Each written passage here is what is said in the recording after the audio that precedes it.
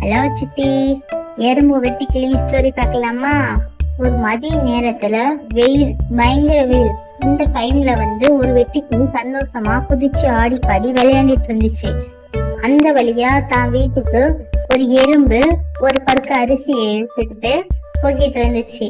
அந்த வெட்டுக்கிளி அந்த எறும்பை பார்த்து, என் கூட விளையாட வா, இந்த நேரத்துல உணவு சேகரிச்சு என்ன பண்ண போறேன்னு சொல்லி கேட்டுட்டு அது திரும்பவும் ஆடிட்டு பாடிட்டு விளையாடிட்டு இருந்துச்சு. அதுக்கு அந்த எறும்பு சொன்னிச்சு, மழை காலம் வரப்போகுது, வெயில் காலம் முடிய போகுது. அதனால நான் இப்ப இருந்து உணவு சேகரிச்சாதான் நான் மழை காலத்துல என்னால வெளியே வர முடியாது. இப்ப உணவு சேகரிச்சுதான் நான் சாப்பிட முடியும் அப்படின்னு எறும்பு சொல்லிச்சு. அதுக்கு இன்னும் நாட்கள் இருக்கு மழை காலத்துக்கு அப்படின்னு சொல்லிட்டு அந்த வெட்டுக்கிளி கிண்டலா சொல்லிட்டு திரும்ப அப்படி கிண்டலா சொல்லிட்டு இருந்த வெட்டுக்கிளி திடீர்னு கொஞ்ச நாட்கள் கடந்துச்சு.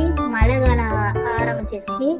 அப்புறம் எறும்பு தான் சேகரிச்ச உணவை வீட்டிலே ஜாலியா வச்சுட்டு சாப்பிட்டுட்டு வெளியே வராம சந்தோஷமா எறும்பு வீட்டிலேயே வாழ்ந்துட்டு இருந்துச்சு.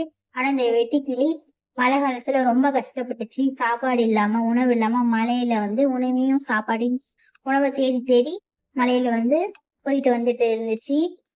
அப்புறம் என்ன நினைச்சிச்சுன்னா, நமக்கு எறும்பு கிட்ட போனோம்னா நம்மளுக்கு ஏதோ சாப்பிட கிடைக்கும், எறும்பு உணவு சேகரிச்சு வச்சிருக்கோம், நம்ம கொஞ்சம் எறும்பு வீட்டுக்கு போய் கேட்க வைப்போம்னு சொல்லி நினைச்சிட்டு எறும்பு வீட்டுக்கு போய் எனக்கு கொஞ்சம் சாப்பிட ஏதோ தாபன்னு கேக்குது. அது போய் எறும்பு தான் சேகரிச்ச உணவுல கொஞ்சம் அந்த வெட்டுக்கிளிக்கும் தருது. அதை வெட்டுக்கிளி சாப்பிட்டுட்டு அப்பதான் அது செஞ்சு அப்ப உணருது. ஸோ காலத்தை வீணாக்காம எறும்பு தான் வேலையை கரெக்டா செஞ்சதுனால அது வாழ்க்கையில பிரகாசிக்குது. கடின உழைப்பு உடனடியா பலன் தரலினாலும் ஒரு நாள் கண்டிப்பா நல்ல பலன் தரும். I can share for more videos. Thank you for watching.